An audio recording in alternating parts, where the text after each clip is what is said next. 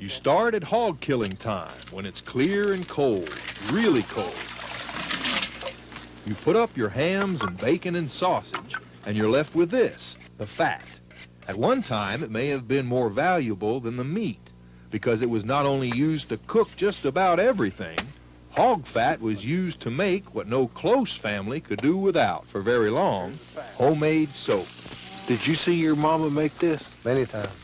My mother and my aunt over a kettle just like this in the winter months, making soap. Same process we're using. Tim Beats may have the memories, but it's his wife Linda who's learned the process. Ready? It's a process that begins with the making of lye. Water is added to hardwood ashes. Linda says hickory's the best. Come on back to the front. What trickles out at the bottom is lye. It will be added to the hog fat once it's rendered down into lard.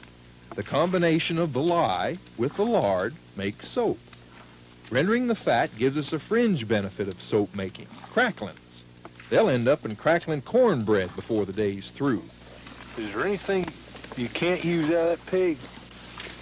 Well, old-timers say the only thing you can't use out of a hog is a squeal. Just about everything else is usable. Well, they just about had to use everything back then. You know, there wasn't a grocery store down the road to go buy you a bar of soap. Or, you know, if you wanted to fry chicken, you had your lard.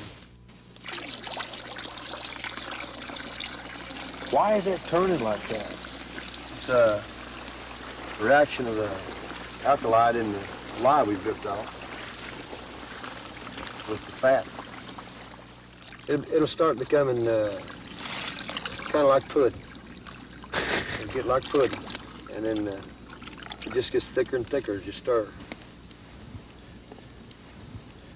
To me, it's something that we're losing. Our children, you'd be surprised at people our age, even that don't know what soap is, where it came from. Dad's got chores to do. You want to take over? Yeah. All right, don't get in on you. Their daughter Michelle is home from school, and it's her turn at the kettle.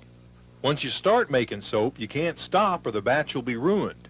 You have to stay stirring. That's the work part of it. Once you start making your soap, you keep stirring it until it's ready to pour. So you got 3 hours worth of stir. Right. We got 3 hours. We have 3 hours worth of stirring.